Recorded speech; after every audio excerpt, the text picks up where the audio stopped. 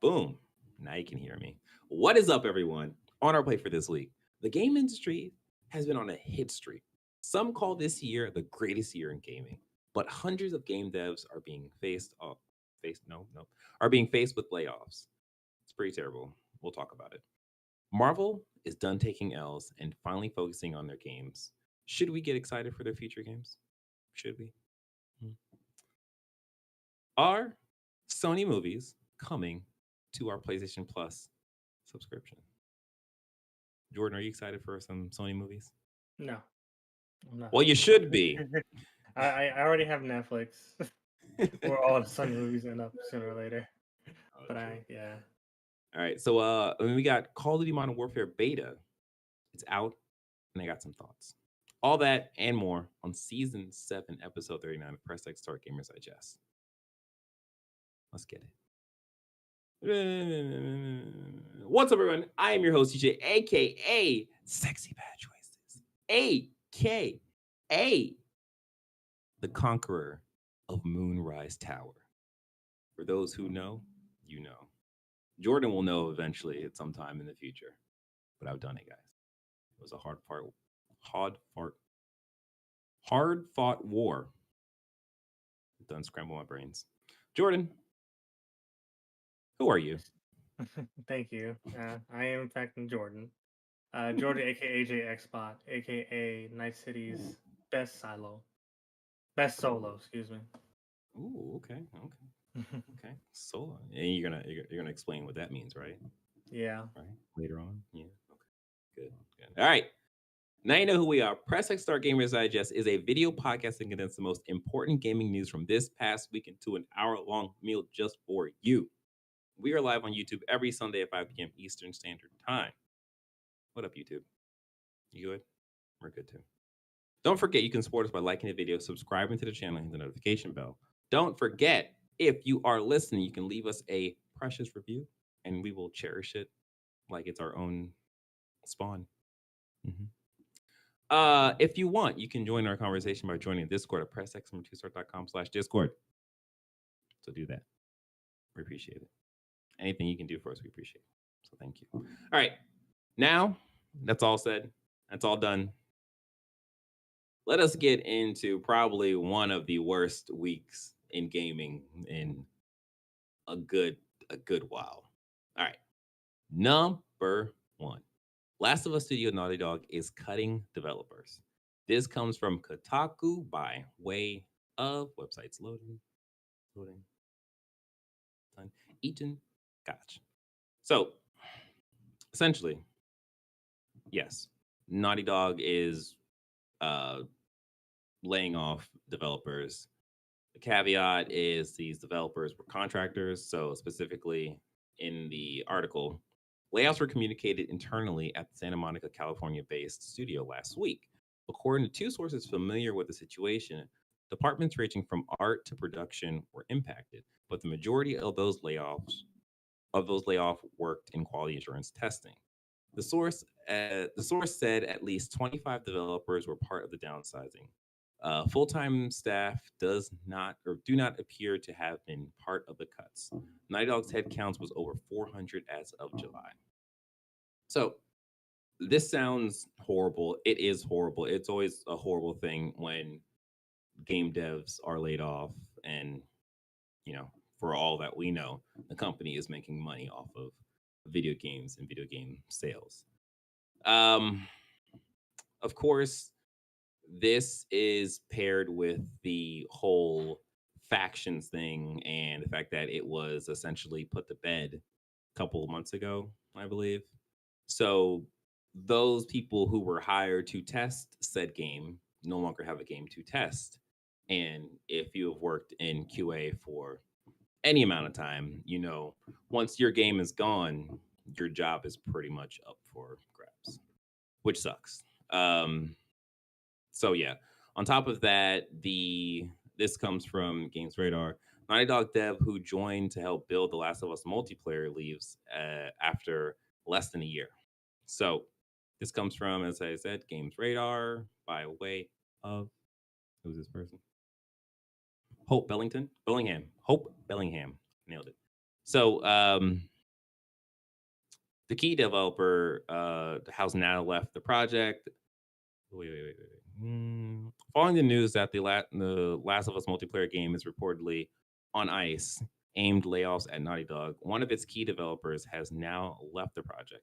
As spotted by Naughty Dog info on Twitter, Anders Howard, who worked as a principal monetization designer at the PlayStation Studio, has now updated their LinkedIn profile, adding that their time in Naughty Dog ended in September 2023, just 11 months starting with the company. So it sucks, but like, this is kind of what you would expect once Bungie gave the mode a thumbs down. So yeah, what do you what's your thoughts on at least this set of layoffs, Jordan? Well, companies are taught to right size based on need. If this, like we're saying, 25 part-time developers, Mm, um, what you want to do as an employer, no matter what your industry, is find methods to consolidate tasks so you're not paying multiple people for multiple things. Like this isn't McDonald's anymore. That right. was the McDonald's strategy. Like, hey, this person is for the patties, this person's for the lettuce, this person's for the tomatoes. Trying to find a method to downsize your operation costs so you get a more return on your investment, which is what they're doing currently, especially with the clear contraction away from factions, which only thing we have right now is a couple, uh, concept arts Hmm. associated with it. Right. It's a that's the best way to express how non-existent that game is in terms of becoming a reality within the next 4 years. Yeah. So yeah, no, like they're playing to their strengths. The remaster is coming up, and you can talk about that in a second. But the remaster is coming out, and they're probably going to focus all their energy into Last of Us 3, because this can also be referenced in a previous story about Jim Ryan and how many of these studios were not interested in doing games as a service, multiplayer Hmm. type games, and they have. I think there's at least as like those studio heads probably have a good amount of ammo from Bungie saying that, hey, Bungie says that we can't do this, so why are you making us do this? like, like your That's a good point. daddy told me so, type thing. So That's a really good yeah, point. Yeah. Yeah. you They could know, definitely use that as like, hey, we have to go back to our single player games because we tried this thing and the head honcho says no, this is not good. So what we gonna do? yeah. Yeah. So like just to jump back to a couple things you said because I think it was all great. Um yes, there is rumor that the rumored Last of Us 2 PS5 remaster is real. That is from Push Square by way of Robert Ramsey. So specifically Last of Us 2, The Last of Us Part 2 long rumored remaster, or at least the PS5 port, might very well be real. The latest evidence comes from the LinkedIn profile of a Naughty Dog developer, as spotted by Insider Gaming, who claims to have worked on The Last of Us Part 1 and Last of Us 2 remastered. Did I say remake? Remaster. It's remastered. So if I said remake, forget I said it, it's remastered. Um, Said profile has since been updated and mentioned of the second project has been removed, which obviously means one of two things. Either it is an honest mistake or cat's out of the bag. I think cat's out of the bag because like The Last of Us Part 1 and The Last of Us 2 remastered, like what is that unless it's supposed to be Last of Us Part 1 and The Last of Us remastered, but they would have just said Last of Us 1 and remastered. So yeah, it's definitely cat out of the bag. So this thing is definitely happening. Um, I definitely think, you know, because when we first saw factions, it was just a multiplayer mode in The Last of Us. And, Naughty Dog has a pretty good track record for the multiplayer modes. Like it was in last or Uncharted 3, I think that was probably their pinnacle of their Uncharted multiplayer stuff. And then factions came out. That was good. Some people liked it. Some people stuck with it. but I definitely think we could probably see the Last of Us Factions 2 being pared down to just a mode in the Last of Us 2 remastered. Because I think that like they already have these assets because it's already been created to some point. So, when you remaster a game, it requires assets, but it's not a tremendous amount of work. And this is just going from PS4 to PS5. So it's definitely not going to be that big of a push. So to me, it would make sense. Oh, we have this mode that we essentially put all this money into and now not doing anything with. So let's just throw it into the remaster and just make it more of an appealing buy for the people out there. What's your things on that? What do you think on that? Remasters are difficult because Hmm. I played enough remastered games, right? Enough, and I know when it's good and when it's a Mass stinker. Effect. I was about to say that. Like, I think a good amount of it for a remaster to be truly meaningful, I think enough time needs to pass. Hmm. Because with Mass Effect Legendary Edition, especially with Mass Effect 1, you truly felt like this was a reevaluation of that game and recognizing its strengths, but also addressing its weaknesses. Right. Um, and knowing how good The Last of Us 2 is, I wonder if there's that much room um to I first want to know how much I'm gonna charge for it. Like Mm. that's number one. Um but as you alluded to, content associated with it, but like how noticeable would the definitive edition be? Like how what are we truly remastering here? Because I Right. remember back when I first saw the E3 um uh gameplay presentation, I was like, that's bullshit. That's not fucking gameplay. And go my Right. face. That shit was big gameplay, and the game looked that good. Yeah. Yeah. So, I mean, them having a watered down multiplayer mode, or just basically redoing the original factions that we have for the first Last of Us game, Mhm. sure. But I would be very interested in seeing a return on investment for developing that mode for the Last of Us 2, because Yeah. multiplayer games, all of them are gas. Everyone is coming out is some in some form or fashion Mhm. is a gas. So Yeah. we'll see. I mean, yeah, yeah. I, I don't think there will be a real ROI with that multiplayer mode. Mm. I think what it can do though is pull in all those people who really like factions and always wanted that to come back in some form, and then this whole um factions uh blowout that was supposed to happen. I think this could still pull in those people. And I also think there's something to be said that, this is the PlayStation audience, and that audience is very much so like single player focus, single player in mind. So for them to jump into a Last of Us, games as a service thing, that might, I think this actually might work better than that, as long as there's the whole, because like I think Ghost of Tsushima, Ghost Legends, whatever that mode was called. Like they had their multiplayer mode. They said, "Hey, look, this is going to run for a season. There's going to be a raid, and that's it." And that's what they stuck to. And like people who like the game really enjoy that game. They played it, and then they got to the raid, and there was no more content. But like it was still a good experience for those people. So I think it's possible for Naughty Dog to kind of emulate something like that. Well, That would be the best I'm case scenario. I'm gonna push back on the fact that PlayStation fans are mostly single player focused. I think the Hmm. first party inventory of PlayStation is first player focused, correct? Hmm. But in terms of like the highest grossing games on PlayStation, it's 2K, it's Call of Duty, or like NBA Right. 2K, Right. Call of Duty, and Fortnite.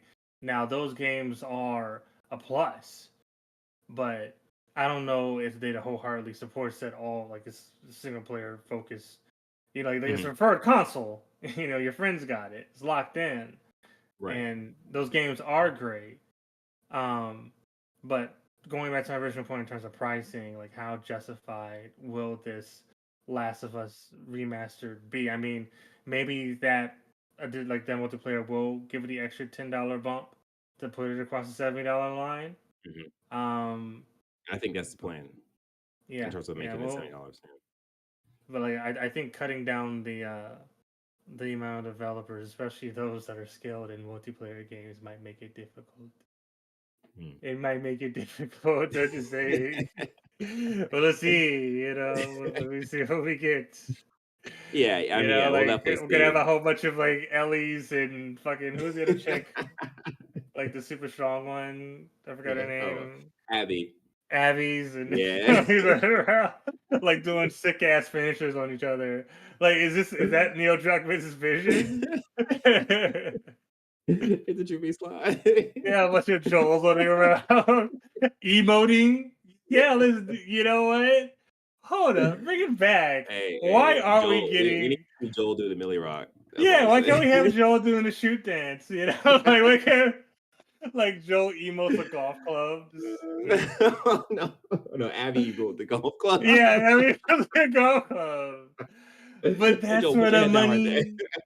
That's where the money is, guys. It's like a dude does like a line in the Oh, jeez. office room. Like that's where the money is. Yeah. All right. Number Don't 2. do drugs. More bad news. So all unionized Dragon Age Dreadwolf QA workers have been laid off. This comes from Polygon by way of Nicole Carpenter. So all of Keyword Studios' unionized QA testers were laid off from the studio in late September after Dragon Age Dreadwolf developer BioWare declined to continue its contract in August. The QA workers who were contracted to assist with playtesting and quality assurance at BioWare Edmonton won their union vote in June 2022. All 16 eligible workers voted yes and joining United Food and Commercial Workers Canada Union, location or local number 401. My part's just gravy. Um, it was a historical vote, making the group the first games industry union in Canada. Keyword Studio workers were in bargaining with the company when they were laid off following the news of 50 job cuts at BioWare itself. A UFCW representative told Polygon that 13 people were laid off.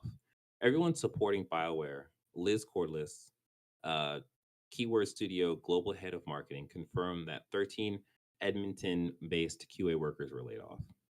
So, this is a problem. I would say that this is probably a worse problem than the Naughty Dog thing, because we have Dragon Age Dreadwolf that we really haven't seen in gameplay of, but there was. I think we're actually supposed to see something this year. I think that was the last rumor that we are supposed to see something this year for this game, because I think the most we saw was like concept art or a screenshot. I think. Oh, you know what? No, there was actually leaked gameplay, because I did see gameplay for this and it looked pretty interesting. But so yeah, if you want to get that link, you can go ahead and just do the Googles, you do the webbings, you'll get there. Um, so yeah, I this does not feel or sound good for for the for the quality assurance of Dragon Age Dreadwolf. And I think EA is probably in a situation where they can't have one of their biggest IPs fail. So for them to do this feels weird to me, but I definitely think it's a possibility that they just probably just go with another QA company that is not unionized, because there's a bunch of those out there and it's everyone looking for work. So they'll definitely just be knocking on EA's door. Um, yeah, what's your thoughts on this, Jordan? I'm not too familiar with Canada's labor laws in general. Mhm. In the United States, it's fairly state to state, and there's no federal guarantees, unfortunately. But you know, I hope it's not a situation where they're retaliating. Unionization Yeah. does, in all instances, even in the United States, come with a risk. Hmm. Um, but EA is not a publisher that's scared of releasing a product that's half baked. And That's true. looking at the trajectory of Bioware, like for the majority, at least a good amount of our, we're old head gaming generation. Like the three Bs were like untouchable. Like you had Bethesda, Bioware, and Blizzard. Like they were Hmm. like the three Bs, and each one of them are in fairly dire straits right now. And Bioware isn't um, immune to that. It's even more pronounced than the other two. Yeah. Yeah. So it sucks. I mean, for the Dragon Age fans, pray for them. For the Mass Effect fans, just write that off, man, because yeah, it's like, do you even want a Mass Effect now? Do you even want to do Mass Effect, Yeah, or you just man. want to stay back in 2012 where shit was Gucci? I mean, I I'm not as diehard as a Mass Effect person as you are, but like I think we have been separated from that game to the point now where it actually might be more enticing if it comes from a different studio. Like a different, no, so EA uses like people like what's that, Respawn, something like that. Respawn, yeah. I mean, like they're pretty good with the sci-fi stuff, with the Apex.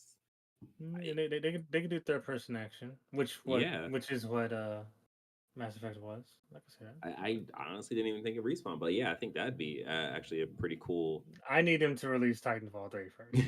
Okay, number one. well, Let's well, there was let's news that they updated yeah. the multiplayer for Yeah, Titanfall they 2, tried. They someone fucking went to the cache and cleaned it and right? restarted it and whoop de fucking do, brother. It's Oh, just yeah. No, if we get another Mass Effect for a new Titan, I'll be so pissed. I'll be so conflicted and so pissed at the same time. I'll be so fucking mad. oh no, oh no. Yeah. Yeah. So again, our hearts are with the people affected by these layoffs. It's terrible. Yeah.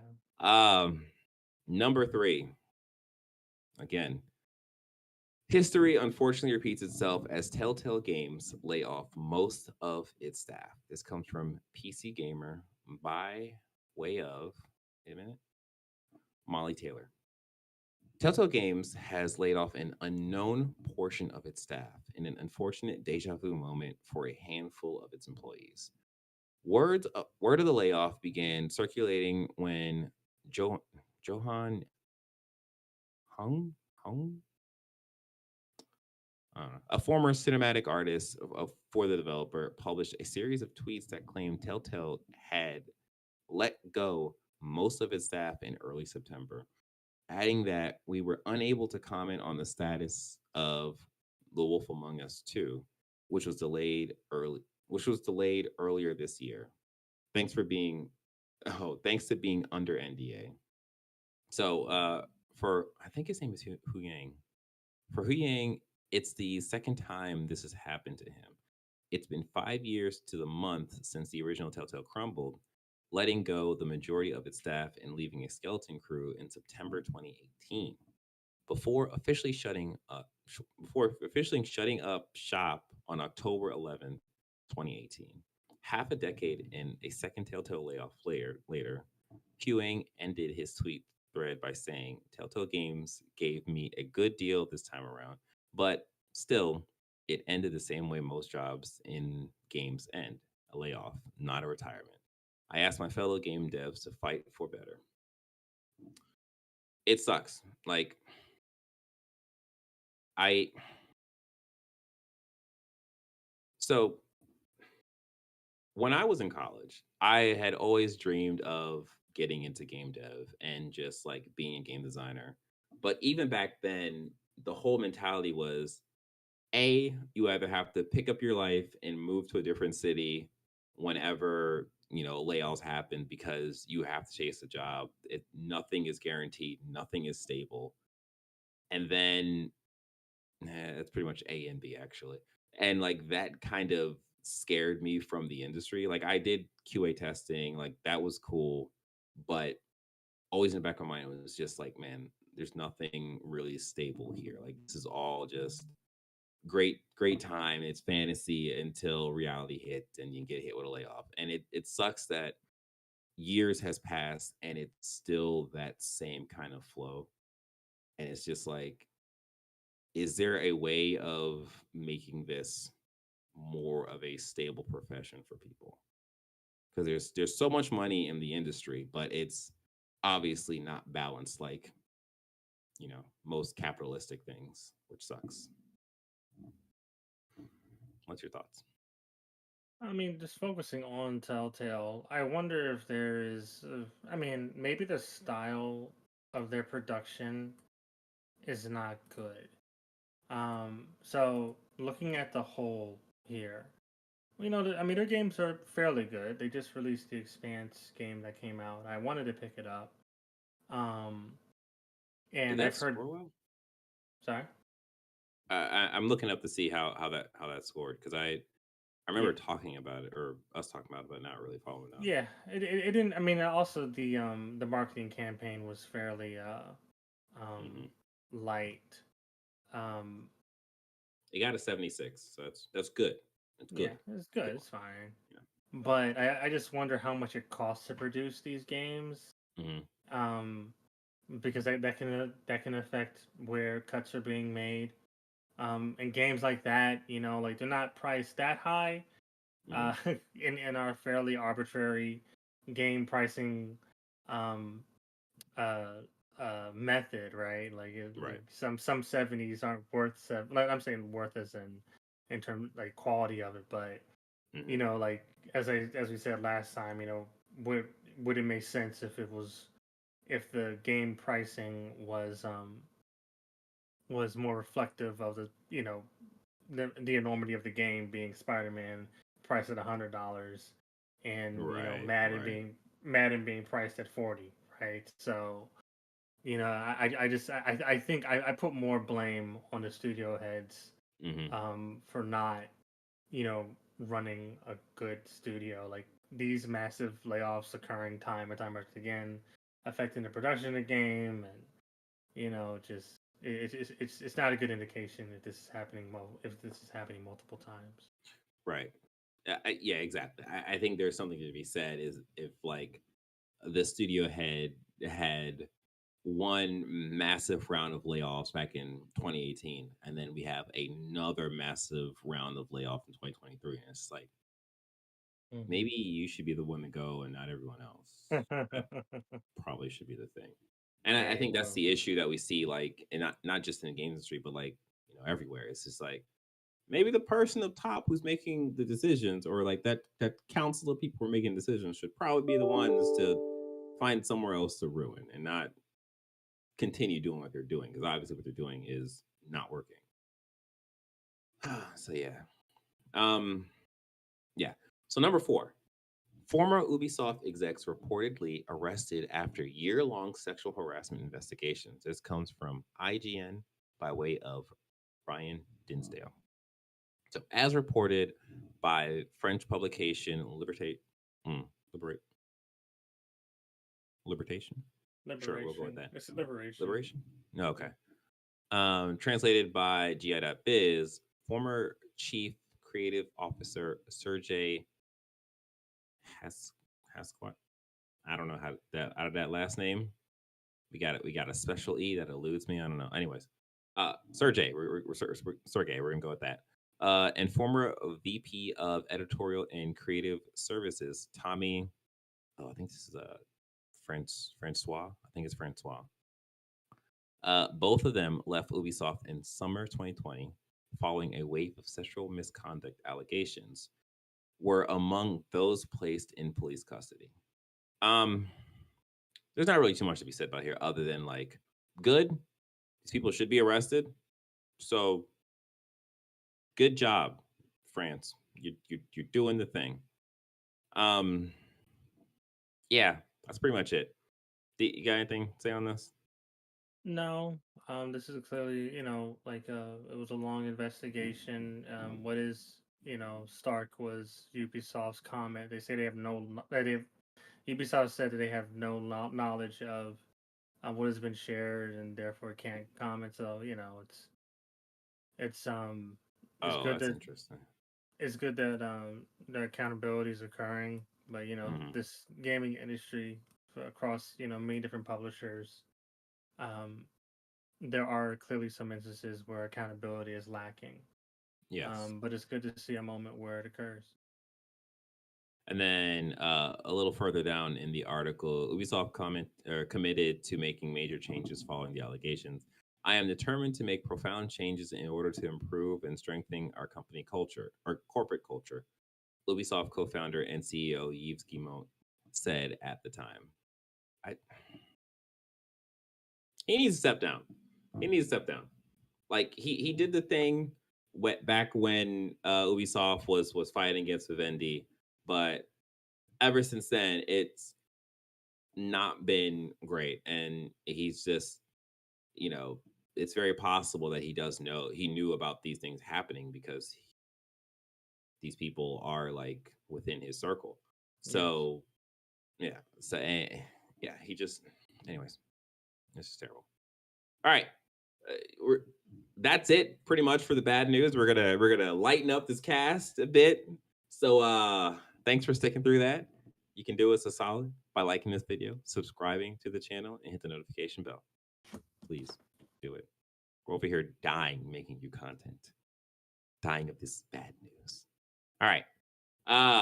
Number 5, Microsoft eyes closing its giant Activision Blizzard deal next week.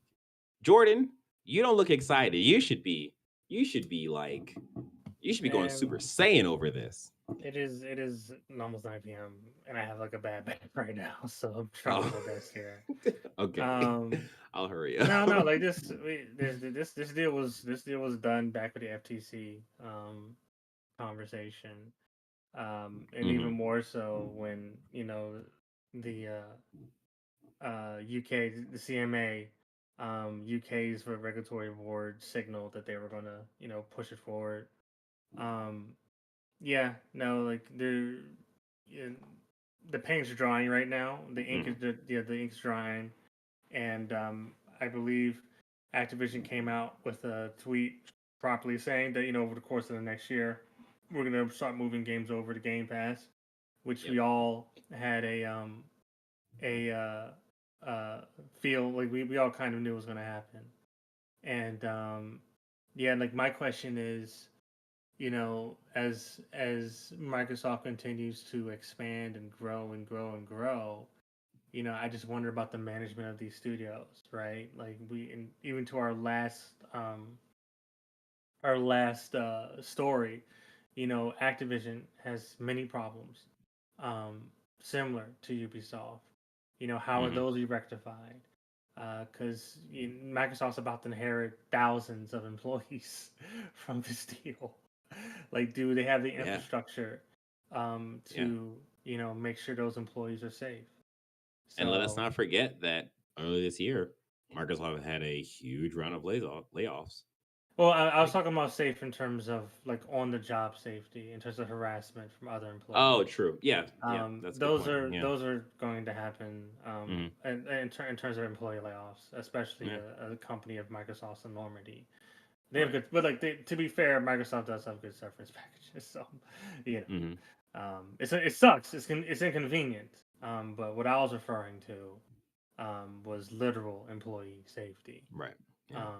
which And Activision has issues with. another thing to also note that like there has not been a round of massive layoffs in Activision, so those bad actors are essentially still at Activision. Potentially, So it's yes. just it's just going to be Microsoft's issue to deal with, which sucks. I mean, well, Um. well, like there was, like there Microsoft has signaled, Mm, um, and another entity was the telecommunication workers union. hmm. That was telecommunications. Like it was a union that signaled their, um, that they were fine with this merger. Like they wrote Congress, well, not Congress, but the FTC says let the merger go through, and the anticipation that there will be more unionization within Xbox. So the thought is if there is more unionization, that will lead to better employee safety, employee protections. Right. But still, you have to cross. For first, the deal has to go through, and then we start seeing, how this truly affects Activision Blizzard King. Right. That's a good point. That's a good point. All right. Number 6. Marvel. Oh, actually, for number 5, that was from The Verge by Tom Warner. There you go. And another thing too, I forgot to mention, for our first story for the Last of Us thing, Naughty Dog was putting pressure on those people who were laid off to not say anything in social media, which is horrible. But yeah, forgot to mention that. Number 6, Marvel making changes to games division after numerous flops.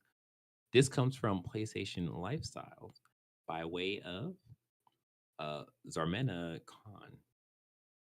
So, a known insider has claimed that Marvel is making significant internal changes to its game division after numerous high profile flops.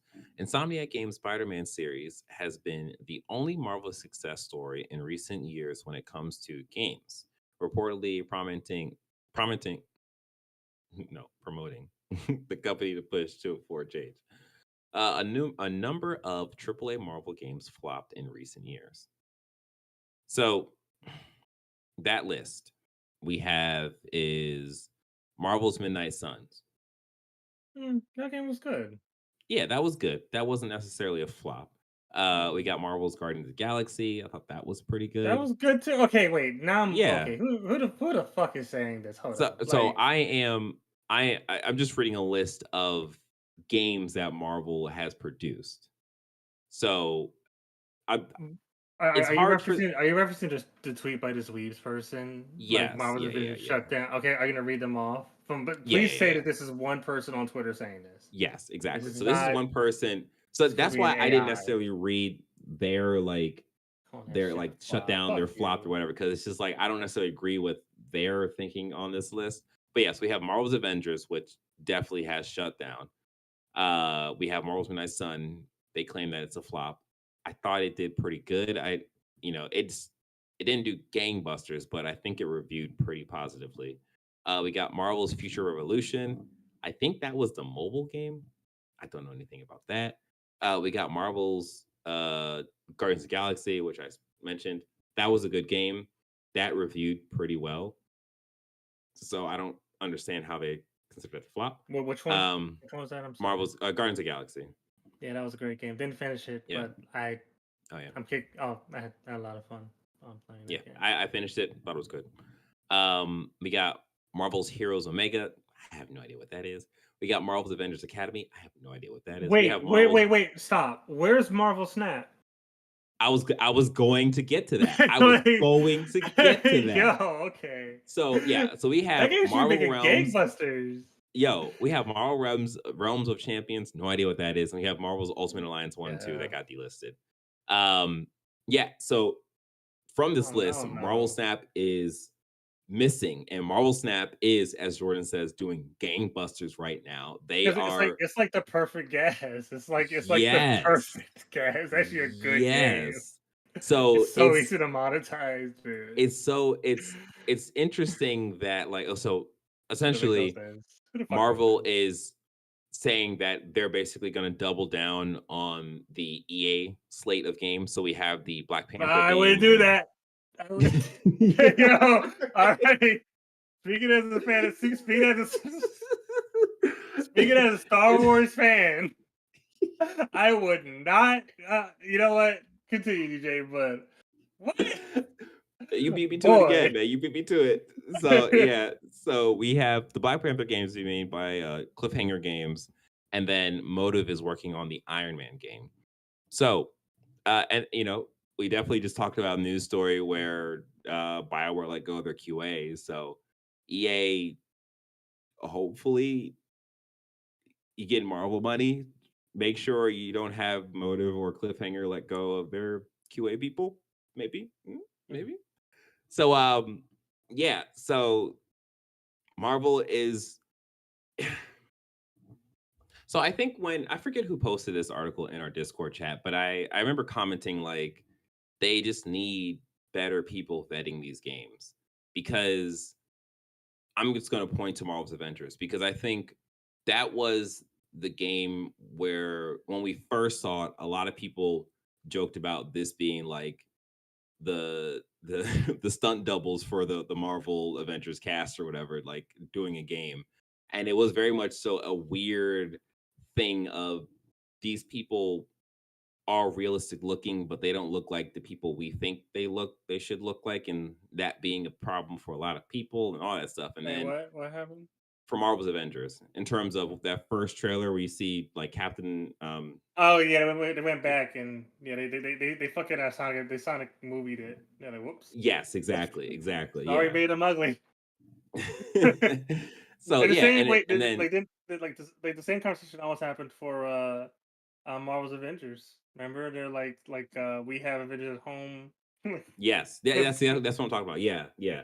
So like that was an issue that everyone had before the game came out. On top of the game being a games of service and the general consumer not necessarily being jived for a games of service game when they really wanted a Marvel's Avengers like single player story driven thing, and they got Marvel's Avengers, which was not bad. I will say Marvel Avengers was a good game. Hmm. It was just unfortunate in that it was a games of service in the way that it was a games of service. Because there's different Yeah, methods, there's different like monetization styles, and I think that monetization style just didn't work for the game. I mean, hopefully y'all out there were able to buy it for $5 before it was delisted because Mm-hmm. they basically give you everything Yes. and you have all the DLCs, right? You have like the Jane Foster, the Black Panther, like all the Yep. DLCs, and but once The again, as Hawkeye. when it I first think came Winter out, Soldier too. yeah, Winter Soldier, Yeah. yeah, like when it came out, it was in fairly dire straits. Even though I liked it, it's kind Yeah. of like Destiny. You had 2 good weekends of fun with that game, and that was Mhm. it. It's about And right, it's like actually. you're done. Yeah, but then like we have other games like Marvel's Guardians of the Galaxy, which was a story-driven, third-person action adventure, and like that game did really well. Although that was Crystal Dynamics, and I think that was under Square at the time, and Square Mm-hmm. was very much so like nothing has beaten our expectations for the Nothing. game This other is than not. Final Fantasy VII Remake. It's This just is not. This game has not turned our toilets gold. yeah, and yeah. So I don't know. I mean, I am I am optimistic for the. I'm cautiously optimistic for the Black Panther game, and I am also cautiously optimistic for the Iron Man game. Like Yeah. this is EA. This is Motive. They can certainly talk to the devs that made Anthem Hmm. at BioWare and be like, "Hey guys, let keep Okay. Yeah. like copy and Let's paste that let's. code, Okay. Yeah. Yeah. In terms of the Iron Man the thing. flying." Yeah. Yeah. Yeah, Yeah. just don't have people up in your face. That's all. Just Yeah. don't do that part. Yeah. No, I mean, Respawn is a good studio, but you know what EA's been doing? EA's been pulling some Activision shit. So like they're Mm, they're moving all their developers over to Battlefield. Criterion, really? Yeah, Criterion, which usually does well. They used to do Burnout until they let that shit yeah. die. And also Need for Speeds, they're moved over to Battlefield production. So watch out. Interesting. Respawn's already on that. I mean, Respawn I kind of insulated themselves because they did so Yeah, well with Star Wars. That's their Disney money. Disney checks are always clear. But yeah, just be careful, EA. EA is doing some, like Activision shit right now. Like not okay. not That's allowing good to know. developers to play to the strength. Yeah, So yeah. And that's always a problem. Developers, if you're watching this. specifically the CEOs. Let your people do the things they like doing. Hmm, Right. there you go. All right. Number 7, Returnal Studios Housemark is relocating to an advanced gaming headquarters. This comes from Okay. VGC. Yeah, I know. By way of Jordan Middler. Housemark, a member of the PlayStation Studio family and Finland's longest-standing gaming firm, is gearing up to launch one of Nordic's most advanced gaming headquarters by the end of 2024, says Mikael mm, Havery? Mikael Havery? Sure. Housemark's brand director. So of course he's going to make these words flowery. Um, the new studio will be located in Helsinki, Mhm. the nation's capital. This faculty will not only be a testament of our rich gaming legacy, but will also be a beacon of innovation and creativity in the northernmost capital. Yeah, okay, cool. Like, can we? What's your next game? What what are you gonna do? Like, as long like I'm down for this, as long as this doesn't be a money sink. Because if they are doing all this and their next game is like Returnal, I think Returnal is a cool game. I I'm not gonna speak ill of Returnal because I played the demo of it and I thought it was all right, but like Sean and Marcus and Avery, I think they all enjoyed it, so they have better thoughts on it than I did. I just it just felt like more of a double A than triple A. So I mean, maybe this next game can be a triple A, like they're working on towards a triple A, and they're you know doing the whole what Kojima approach with their cool studio. So yeah, we'll see. We'll see what happens. Yeah, anything on this? No, not similar. I just hope they don't, lay off any employees in the near future. Because I mean, there's, yeah, I don't care. like, I don't care what the studio looks like, dude. Like, Yeah, even the yeah, no, game.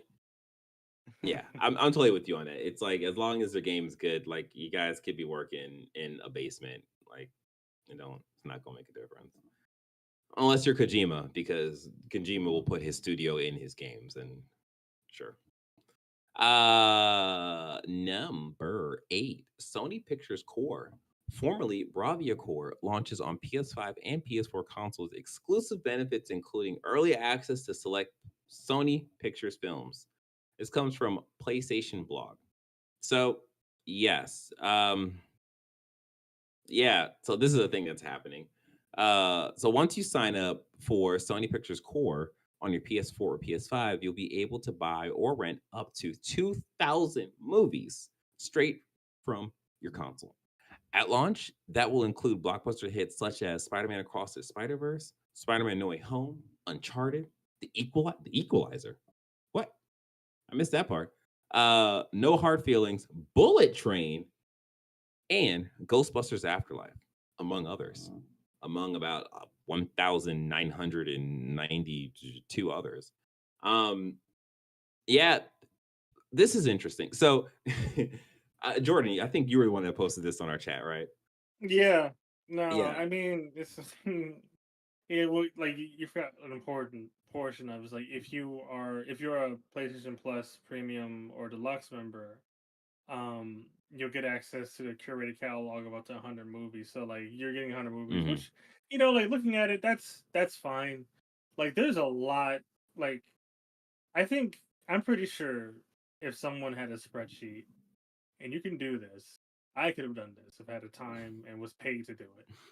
But all of the titles available across, let's say, three major subscriptions, right? Let's say you had Netflix, you had Disney Plus, and you had Hulu. You have so much coverage in terms of content, and I just wonder how noticeable this is to the average PlayStation Deluxe or Premium person. And with the increase in prices recently, was this the reason why? And I swear to God, if it is, because Because that shit is raw, dude. Like that Oh. shit's stupid. Like, I mean, I know because like Xbox was fried for getting into the multimedia space hard Mhm. on the Mhm. onset. Like, Mhm. this is not anywhere as bad, but Mhm. you know, the people that subscribe to PlayStation Premium and Deluxe, the movies were the back of their mind. They're not clamoring Mhm. for the Gran Turismo movie. Mhm. Get the fuck out of here. Those No, they people, just the no. people who signed up for premium slash deluxe was they signed up because they wanted the PlayStation Classics. Yeah, Like that was the original reason why those people signed up for I premium. mean, technically, Looper is a Sony classic. Came out in Yeah, technically, yeah, 2014. right. You know, you get to see Yeah, a and young Bruce Willis. so to get to a couple things, like I was gonna bring up the Sorry, fact that 2012. My bad. Whoops. get your dates right, get your dates right. So yeah, I was gonna bring up the fact that yes, like this, we are not we because I'm not premium. I don't think a lot of people are premium now since the price raise. But those of you who have stuck around and are in the premium category, yes, you'll be getting 100 movies. Um, Hooray.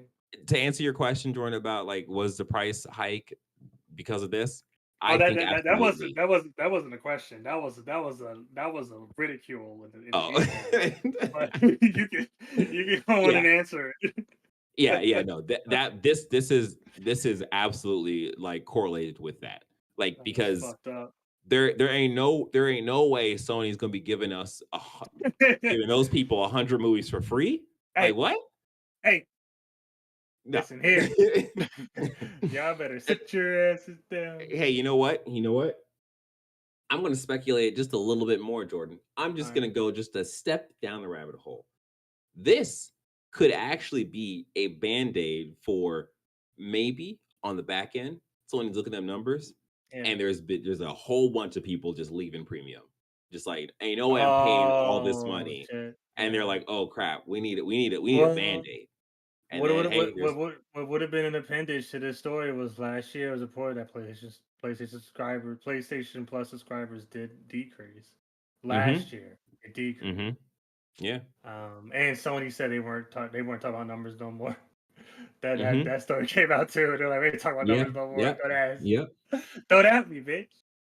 I Um, mean, yeah. so yeah, like it's definitely a possible. It's possible that none of this stuff that I said is true. It's possible that all of this is true, and like this is just what they figured out to Mhm. do right now until what Spider-Man, and Yeah. then whatever after that we don't know. We really don't know. We don't know. So Yeah, yeah, no, we'll see. it's not a good look right now. No. The Mm-mm. plus and I mean it was a pretty good month. This month's looking pretty solid, but for the most part, plus is we talked about it before. We know I'm what gonna it tell you is. now. I don't remember the last time I've actually looked at the plus games and was like, Gotham Knights is coming out this month. I mean, it came out a year ago today, but hey.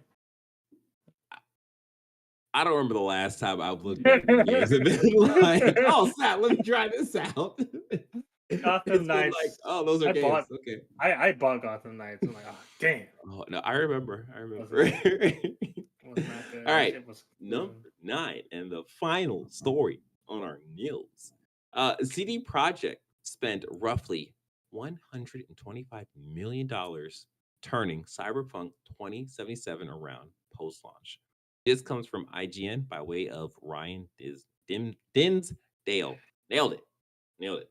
So, yes, CD Projekt Red spent 125 million on Cyberpunk 2077 post launch, repairing the game's reputation with the edge runners and update 2.0 patches alongside the well-received Phantom Liberty expansion. So yeah, there's a breakdown of the money spent, all that stuff.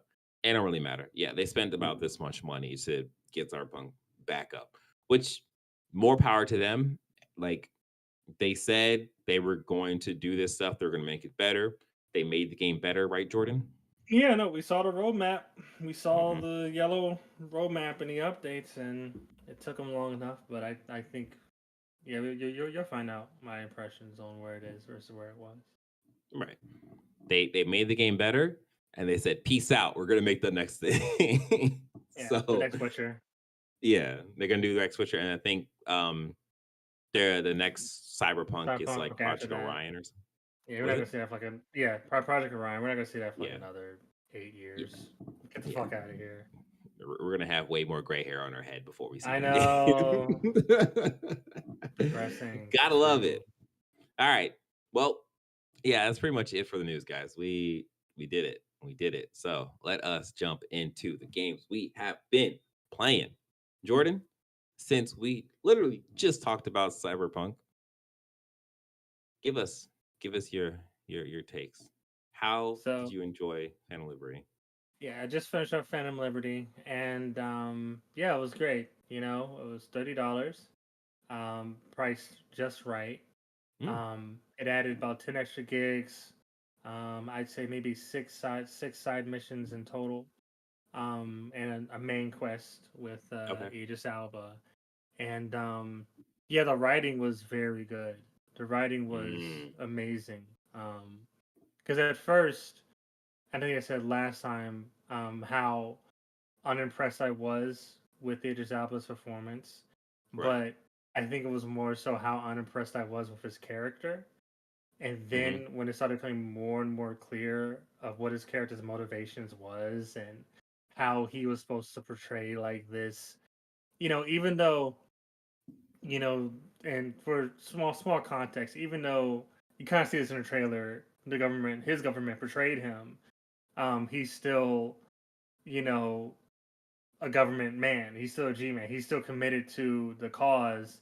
And one of the underlying themes of this DLC was, are you going to embrace the binary? Like, are you going to embrace the Arasaka versus New United States, which was Militech, like, because Militech is Okay. basically nationalized, Right.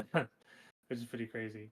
But like, are you going to embrace that reality? And that was what Idris Alba was representing. Mm, The woman that offered to help you, Songbird, was basically what Cyberpunk originally is. You're supposed to fight. You're supposed to burn hard and burn bright. oh, I And see. like that, the new ending kind of fucked me up.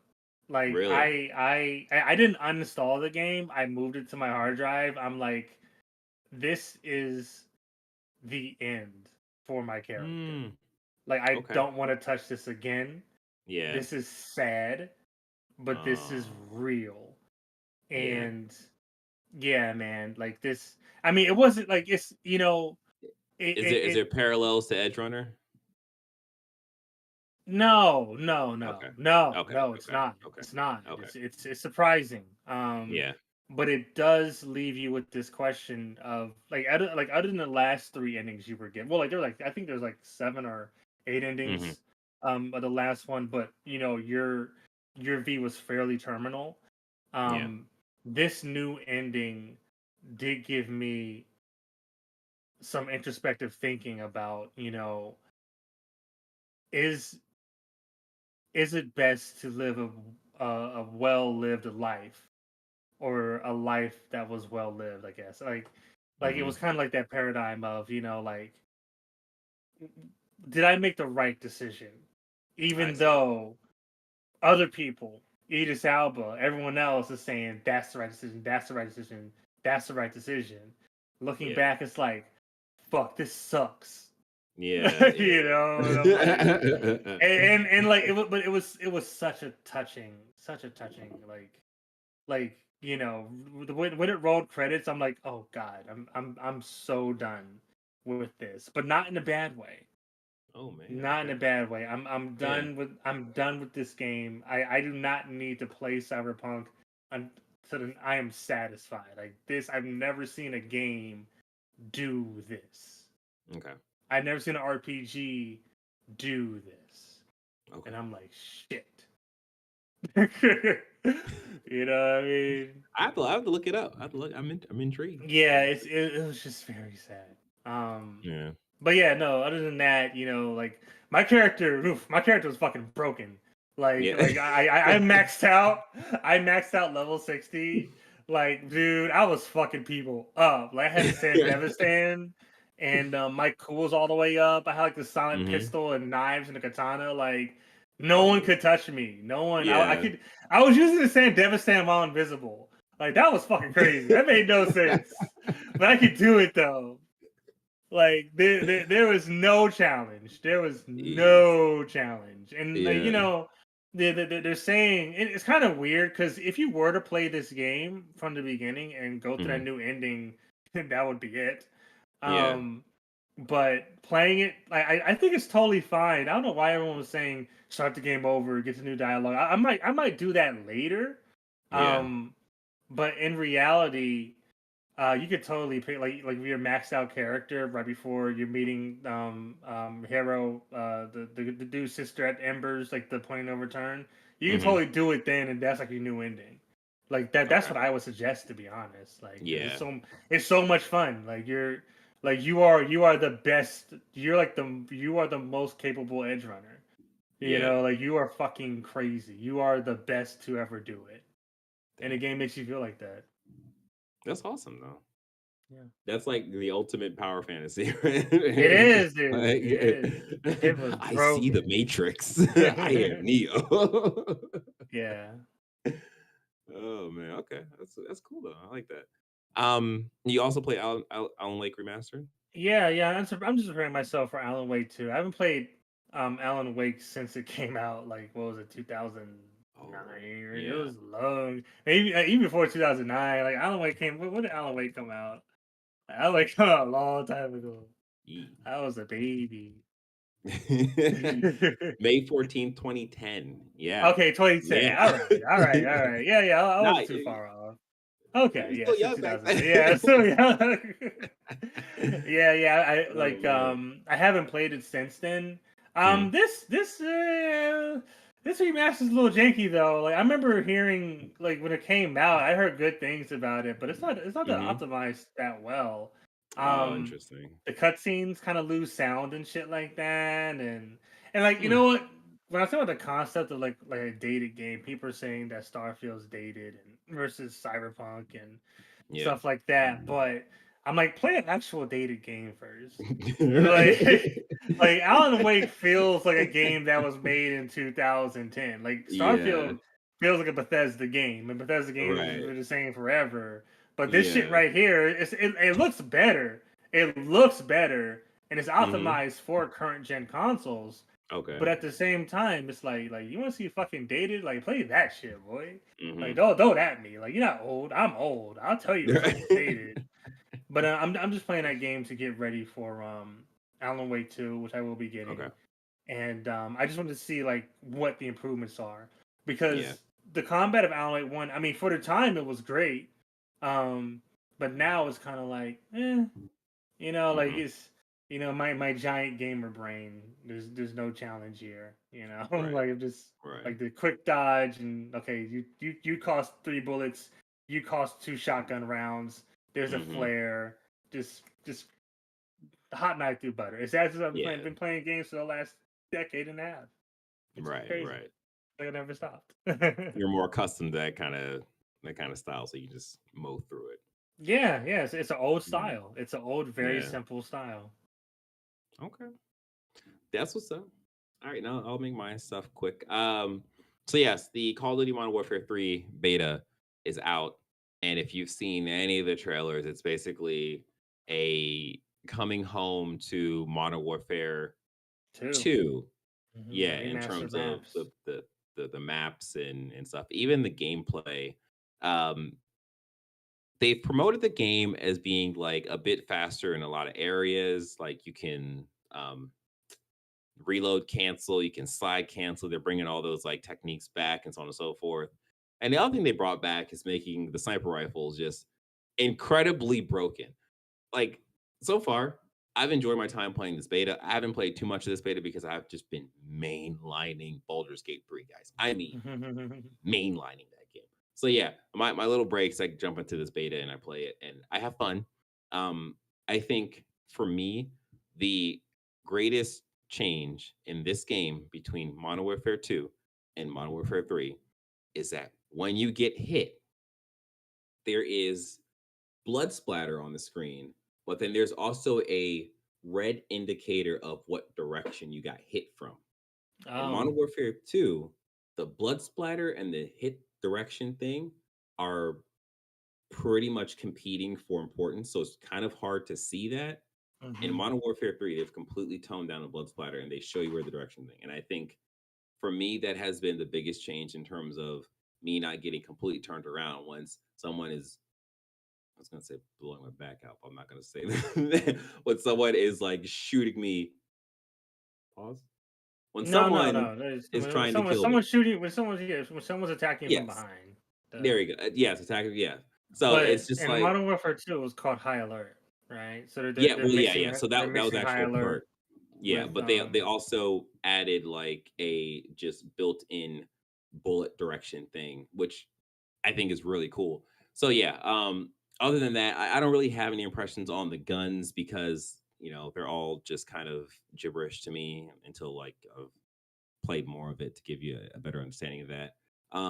One of the things that there's a bunch of added features to this game. One of those features is the loadouts. So instead of giving you different perks, you can now pick your gloves, you can pick your boots, and you can pick your tac vest. So those different things will give you different stats. So you can actually build a like pretty sophisticated loadout in this game, which I absolutely love because I think that's been the one thing that I wanted a bit more of in Call of Duty is like the idea of like really specializing the different loadouts for however you want to play that time. So that's cool. So the modes they gave you was Mosh Pit was just like a mixture of like 2 or 3 modes and then a couple of new maps. There's Rust, there's Estate, there is 2 others that I am forgetting. And then they also give you Ground War, which is a part of the new Warzone map. Um, I have real no complaints about any of the maps. I think they're all cool. They serve a purpose of allowing your character to run and mantle and shoot and die and dodge, or not dodge. Anyways, it's a good time. I think this week's beta, this weekend beta was for the PlayStation exclusive. Pour one out because that will be the last PlayStation exclusive beta from now for now time for all time to yeah, that's it. No more PlayStation exclusive betas for Call of Duty. Uh, and then next weekend, I believe, is the open beta for everyone. So everyone will be able to jump in and hammer those servers and everyone play. I really hope they add the zombie mode to next week's beta because that's really the thing that I want to play. Like that's my driving force for Modern Warfare 3. So we'll see. Fingers crossed. Last thing, Baldur's Gate 3. Having such a great time with it. As I said in my KA, I have pretty much beat the Moonrise Tower stuff, which is, I believe, the end of Act 2. There is 3 acts in this game, and I believe Act 3 is supposed to be the biggest. So I'll be finished this game in November. We'll see. Yeah, it's really hard to talk about the game because there's there's spoilers about, but it depends on like your choices you make or whatever. The one thing I will credit this game is that playing this game, it has done the thing that like Naruto does, where you have this story that happened like episodes and episodes and episodes ago of this one character, and then like down the line you're doing stuff and you're like, oh, it's you. What what's going on, guys? Like, how's it been or whatever? And there's a guy that I saved. I completely didn't know who he was, and then I remembered. And I was like, oh, oh my gosh, cool! You're saved, awesome. So like, I'm really enjoying this game. Like this, it's. I'm pretty sure that this is going to be the game of the year, but if it's not, this is definitely the game of the year for me. So yeah, I'll have more to talk about this game in the future. But that's it for right now. Because this has been Press X Start Gamers Digest. We hope you enjoyed this episode as much as we enjoy making it. Don't forget, you can leave us a review on Apple Podcasts or podcast service you're currently tuned on. You can like this video, subscribe to the channel, hit the notification bell You can join our Discord at pressxandtruestart.com/Discord. You can have a great day. Stay safe. Be safe. Play games. Wash your hands. Yeah. Eat a balanced diet of food and water. All right. Yeah, just, have a good time. All right. Bye. Take care. All right, what was that? 39?